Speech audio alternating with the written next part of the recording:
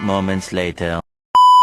Selamat sore semuanya, kembali lagi dengan saya Ismail Rahmawati dengan NIM 522121199. Kali ini kita kembali ke podcast ini lagi untuk membahas mengenai pengaruh teknologi untuk kegiatan sehari-hari dan pengaruhnya di pekerjaan. Nah, kali ini saya dengan satu narasumber ini yang ada di sebelah kiri saya. Untuk memperkenalkan diri. Halo, nama saya Kurnia Pusta Andini.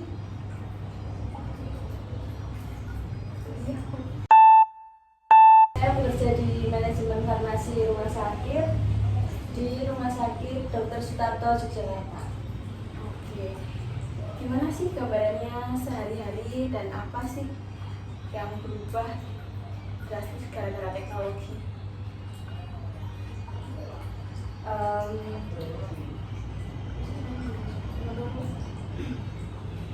Jadi sehari-hari saya mengawasi tentang pengadaan, kemudian ada distribusi dan penggunaan obat di rumah sakit tersebut.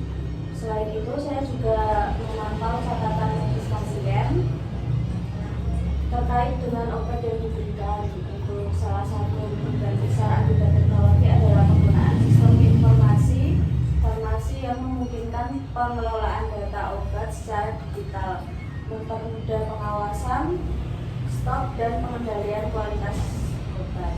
Proses manual yang dulu memakan waktu kini menjadi lebih efisien. Seperti itu. Tadi untuk kegiatan sehari-harinya sangat menggunakan teknologi ya untuk sekarang. Kalau dulu itu pasti kalau mau membuat seperti daftar pasien kan masih manual. Iya. Kalau sekarang kan udah pakai komputer, sudah bisa pakai aplikasi.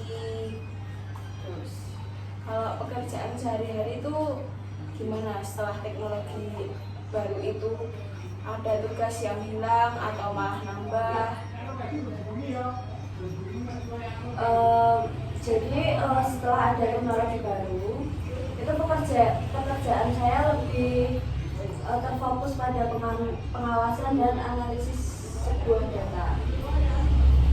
Untuk tugas yang dulunya memerlukan pengecekan yang lebih detail, sekarang dengan adanya teknologi menjadi lebih banyak memberikan juga pelatihan kepada staf, jadi pekerjaan menjadi lebih mudah. Kalau di rumah sakit itu berubah atau enggak sih karena teknologi itu, kayak sistemnya di rumah sakit itu berubah atau enggak, atau ada perubahan apa? Yang pasti tentunya sangat mengalami perubahan ya untuk di manajemen rumah sakit tersebut.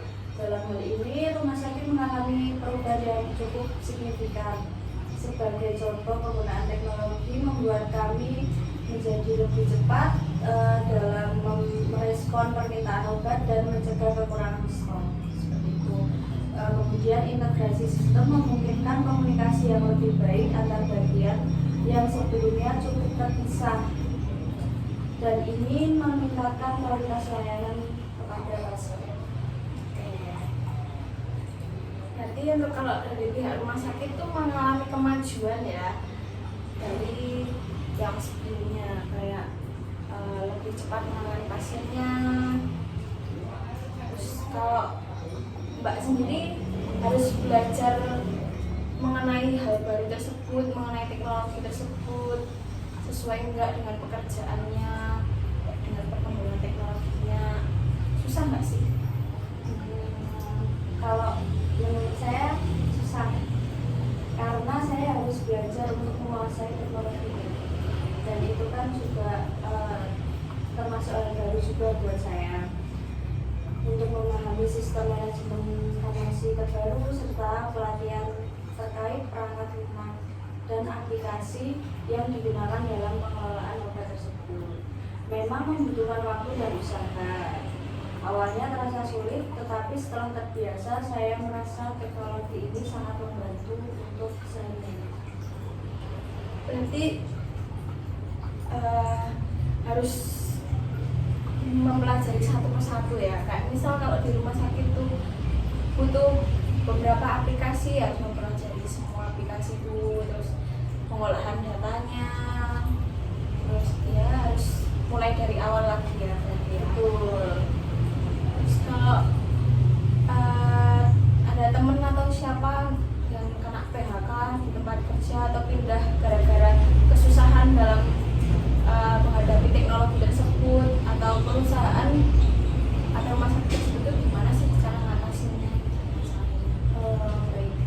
Di rumah sakit kami tidak ada PHK karena teknologi, namun beberapa posisi yang dulu lebih banyak pengerjaan tugas manual memang berkurang, dan mereka diberi pelatihan ulang untuk mengisi peran baru yang lebih terfokus pada pengawasan teknologi dan analisis data. Kami juga melakukan rotasi pekerjaan agar karyawan tetap relevan dengan perkembangan teknologi tersebut. Berarti di rumah sakit sana itu nggak ada PHK, cuman dari karyawannya yang dulunya semuanya manual diberi pelatihan biar bisa sama aplikasi atau sistem yang baru. Terus kalau teknologi ini bikin stres gak sih sebenarnya, atau malah enak kalau dari di rumah sakitnya sendiri itu?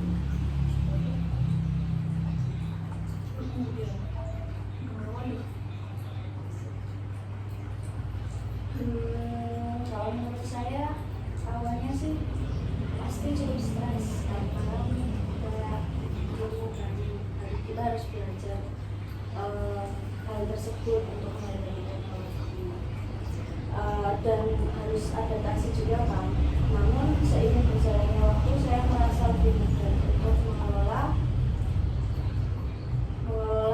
pekerjaan yang mengenai teknologi tersebut. Misalnya saya tidak perlu lagi mengecek manual, maksudnya mengecek stok manual seperti itu yang bisa memakan waktu lama. Sekarang semua bisa diakses dengan cepat melalui sistem. Jadi setelah terbiasa saya merasa lebih enak dan efisien, juga membersihkan waktu. Oke, berarti teknologi ini membantu ya. Ya awal-awal emang harus mempelajarinya itu ya yang bikin sulit, bikin susah awalnya.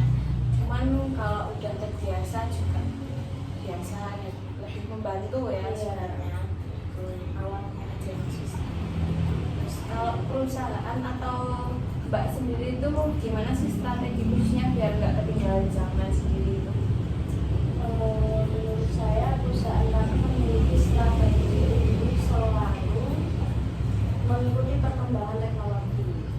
Jadi salah satunya adalah mengadakan pelatihan rutin bagi seluruh staf dan karyawan. Saya juga pribadi berusaha untuk mengikuti kursus atau seminar tentang teknologi terbaru di bidang farmasi agar tetap bisa bersaing dan tidak ketinggalan zaman. Berarti perusahaan juga selalu upgrade ya masalah teknologi sendiri, dan semua pegawainya juga diharuskan secara mandiri itu belajar sendiri, mengikuti seminar dan seperti pelatihan itu ya, biar kayak ketinggalan zaman atau bahasa sekarang itu gaptek gitu. Terus menurut Mbak sendiri itu keahlian apa aja sih yang penting biar kita tuh nggak ketinggalan pekerjaan buat di masa depan? Keahlian jadi keahlian dalam teknologi informasi seperti pemahaman sistem manajemen informasi dan kemampuan mengelola data itu sangat penting.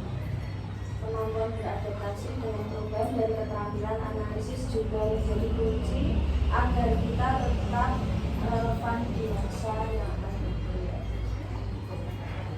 Berarti mungkin apa ya bahasanya, kalau keahlian itu mungkin sesuai bidangnya masing-masing ya. Itu mungkin kalau di bidang farmasi ya tentang farmasinya, kalau di bidang lain mungkin di bidang lainnya juga. Terus kira-kira 5-10 lagi itu pekerjaan Mbak itu bakalan kayak gimana sih mengenai teknologinya yang muncul. Jadi saya prediksi bahwa pekerjaan saya di masa depan akan lebih banyak melibatkan analisis dan pengawasan teknologi canggih, seperti kecerdasan membuat AL untuk memprediksi kebutuhan obat dan mendeteksi kesalahan yang mungkin terjadi.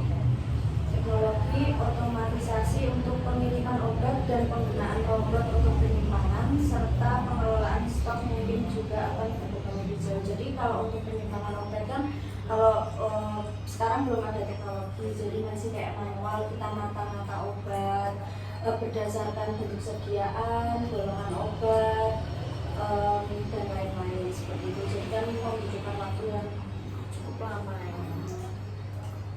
Terus kalau ada saran nggak buat teman-teman atau orang-orang yang takut kehilangan pekerjaan karena perkembangan zaman yang makin maju, terus teknologi yang makin canggih, kan semua orang nggak mempunyai kemampuan yang sama ya, terus semua orang kan punya keterbatasan nih, kayak mungkin kayak yang sudah berumur mungkin kan nggak untuk memahami teknologi itu kan agak susah ya. Nah itu bagaimana? untuk saran dari saya, jangan takut, justru manfaatkan teknologi sebagai peluang untuk mengembangkan. Terus belajar dan beradaptasi dengan perubahan, karena teknologi membuka banyak peluang baru. Asalkan kita siap untuk belajar dan mengikuti perkembangan tersebut. Jangan lupakan juga pentingnya soft skill seperti komunikasi dan manajemen yang tetap relevan meski teknologi semakin